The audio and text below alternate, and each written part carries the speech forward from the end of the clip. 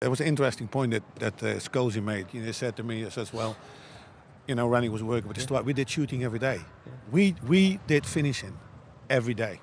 Every single practice, every training session, we did finishing. Now, was it done before you joined, or something you wanted to do? No, I don't know, but it's definitely something that I introduced. As long as it nowadays, with all the strength and conditioning and the medical, you can't do this, you can't do finishing and all that. We did finishing every day. At the end of the day, bodies respond to the impact you let them go through, and they get stronger, they get better, as long as you don't go over the top. It wasn't like we did finishing but there was always, and the other thing was, there was always a theme to it. It wasn't just kicking a ball and a few balls on the edge of the line and then kick it. No, there was always a theme, whether angled finishes or one-touch finishes across the box or two-touch finishes. There was always something to it.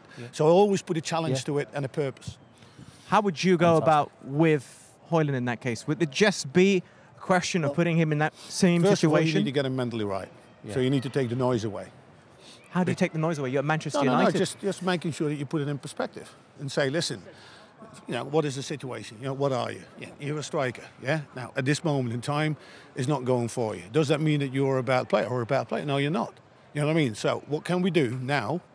What can we do to making sure that we start working towards to get the best out of you? Now, first of all, clear your head.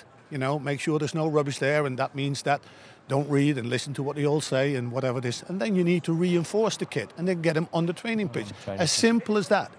First of all, make him hit the net. Make him hit the net, even from short distances. Strip it back. That's it, strip it back, and then you build it back up again. And just don't start looking for the goal. Don't chase the goal. Let the goal find you. It will come. You just do the business for the job, and we need to make sure that the team also does the business for you. And eventually, when that comes, it comes. It comes. And then you started building, I remember I had a similar scenario when Robert van Persie was here. He went a bit to a drought, the same thing. And I said to him, I set him down, I let him watch the goals he scored early in the season. And then I let him look at the chances he's missed. And I said, what's the difference? And it says, here, you do everything instinctive. What you are as a player, bang, quick finishes, one touch. Here, you start looking for the perfect finish. You delay everything, and therefore you start missing chances, right? So go back to what you did. Again, don't start looking for the goal, because you won't find it. Let the goal find you. Fantastic. And then he scored that goal against Stoke, if you remember, the penalty it was.